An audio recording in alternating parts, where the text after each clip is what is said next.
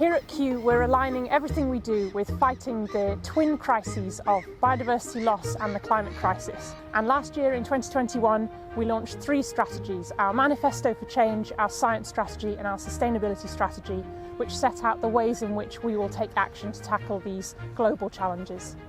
I think there's always an assumption that because gardening is such a green activity, everything we do is good and it contributes to the environmental health. But as we've become more aware of the challenges of climate change and the environment, we're having to think very hard about some of the activities we do. And things like use of water, use of energy in glass houses, and also we use a lot of growing media for growing plants. So we're having to ask those difficult questions about how we can do things better and reduce our impact, but also have more positive effects on the environment.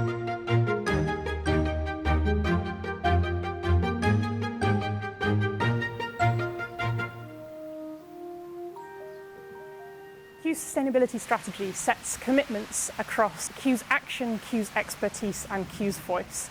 So within action, that's the way in which we're aiming to change our operations to become climate positive and reduce the resource use impacts of the way in which we run our sites and our activities. Expertise is drawing together our world-leading expertise from scientists and horticulturalists across Kew in support of nature-based solutions and sustainable practices. And using Kew's voice is the ways in which we'll inspire and empower our audiences to take action on climate change and collaborate with partners all around the world to drive change outside our boundaries.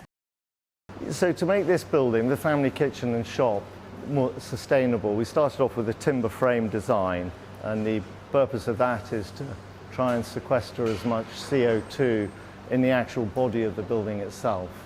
So using cross-laminated timber as the predominant material, I think we've achieved, or we've had it assessed that we've achieved sequestering 450 tonnes of CO2 just in the fabric of the building.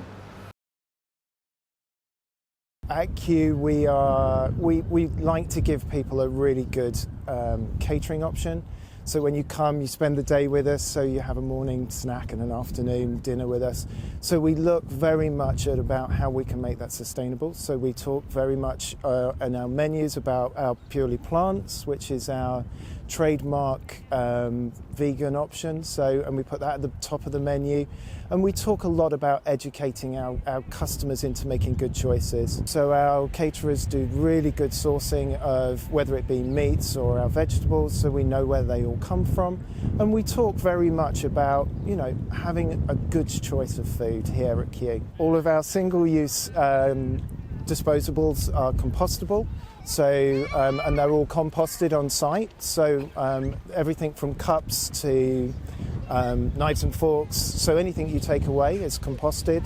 All of our plastics back of house have now all become biodegradable, and we use those extensively. It's quite important for us to understand how much carbon we have in our natural assets, in our trees and the environment. And most of the algorithms are built from traditional forestry. But most natural environments don't actually have traditional forestry trees, which is essentially big poles which you chop up into a branch, into planks, etc. So the trees here we have at Kew are much more naturally grown, and they're much older as well. So we can actually look at these to understand what volume we've got of the carbon in there, using the latest techniques. So generally, if you want to work out real, true carbon, you have to chop it down and burn it to work it out. But what we can use is laser scanning, which you use for 3D animation or scanning of buildings for architecture. We use that to scan the trees in, and we can work out the true volume of that tree and then the real carbon content of that tree. There's huge amounts of investments being made nowadays in planting trees, and that is being both for offsetting but also for biodiversity and human well-being. And if we don't get the quantities right, we may be planting the wrong trees the right trees in the right place, or the wrong trees in the wrong place as well. And that could be hugely problematic. It's not only the tree itself, it's what's underground that's going on as well. So most of the carbon is actually underground this tree, so at least a third of it's in the roots, and then beyond that, it's almost 3 times as much probably in the soils. So by understanding the interaction between the above and the below ground, it gives us a good idea of what's happening with the carbon. Can we increase that carbon by making the soils better or making the above ground better?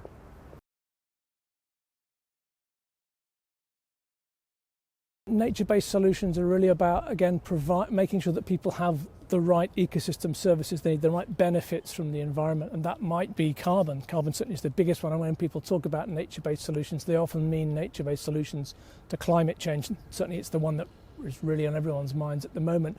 But really we all need a big range of ecosystem services. Yes, we must sequester carbon, but we also, like in our work at Wakehurst, we're working on carbon, working on pollination, we're working on nature connectedness, and we're working on water, on hydrology.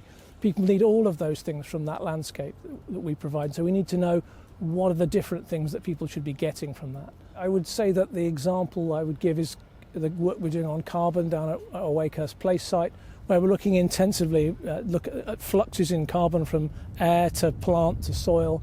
And when we understand those, we'll be able to scale up our knowledge of those processes and apply it to other landscapes, bigger landscapes in other parts of the UK. And that will drive policy for people like DEFRA and other government departments. So you can see that our scientific knowledge and that brilliant and diverse and beautiful landscape down at Wakehurst can really drive a big chain of events and benefits to people right through that. We're having a big seasonal shift and it's starting to affect the trees, especially the northern temperate trees. So in recent years we've had a very dry spring, so this is when our trees through evolution start to go into bud burst. And at this time when they go into drought, so we have a lack of rain, they're starting to pull water and nutrients in order to form their new leaves. And this time is vitally important to have some rainfall. In the last 5 years we've been in drought, so we haven't had any rainfall. So that puts the trees on the back foot and they become very stressed. Combined with that, the last 2 springs have been really cold. So we're having a northeasterly wind, what we wouldn't naturally have. So things like magnolias, their flowers are being affected very early on and they're losing their flowers because of these northeasterly winds and the wind chill. And this is affecting the trees on a vascular basis because it's starting to cause embolisms.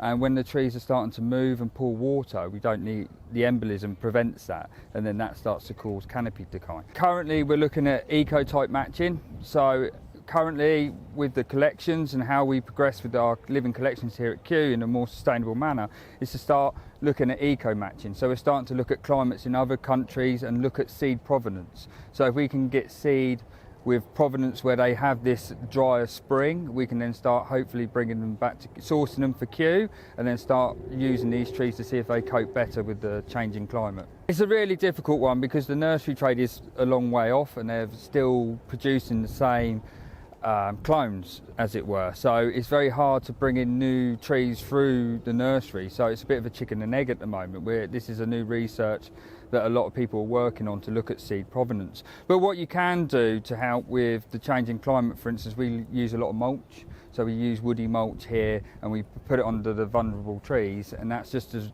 reduce soil moisture loss when it's warm. So we're using things like injecting soil with biochar. So we're using that as a sponge, as it were, in the soil. So that will then help hold water in the soil for that little bit longer and enable trees to start using it. So we're starting to look at our soils more and have a good understanding on how we can increase soil health in order to help our trees. So in a typical pre-COVID year, we reach over 2 million visitors to our sites in the UK, but we also have huge global audiences through our online channels and through the work that we do, communicating with our partners and other audiences. Kew's Manifesto for Change talks about broadening our reach and inspiring change. And so this work in engaging visitors in a conversation about sustainability is crucial to the delivery of that manifesto. Even places like this, the Arboretum Nursery where we're standing, there's now a visitor engagement sort of plaza, if you like, at the entry where we talk about how we've taken measures to make this Arboretum Nursery sustainable. So it's happening in lots of layers across the ways that we engage visitors, including the shop. The new family kitchen and shop has panels that talk about the carbon footprints of different dishes that visitors might select. I guess building on that, talking more directly to our visitors about challenges they can make in their own lives, steps that they can take to reduce their environmental footprint. So that might be things like talking to them about buying peat-free compost. One particular important area is growing medium. Traditionally, growers, nursery growers, gardeners have used peat, which is a really wonderful product for growing plants in, but that has a number of downsides. Peat is extracted from areas like marshland, bogland, which is naturally wet habitats, and so those are very biodiverse areas, and so extracting peat can be very damaging. So we're looking at all the alternative kinds of growing media we can use for growing plants. Can't just stop doing one thing and expect to do exactly the same with a different product. For example, I mean, I'm just giving the example of growing media and peat here. They have a different watering regime. They have plants growing in other kinds of media, different nutrition. So it's not just quite as simple as simply swapping. You do have to find out about the new products. But certainly in all those other ways, you've talked about. I just think people have, you've got to be brave, and you've got to do it, because it's where we've got to go. I mean, what a terrible shame if gardens are not the green places that they need to be, really. So I guess one of the main features of the last few years, as we've developed and launched, and now we're moving towards delivery of our sustainability strategy and targets, is that the pace of change continues to accelerate, and that's positive and exciting and helpful.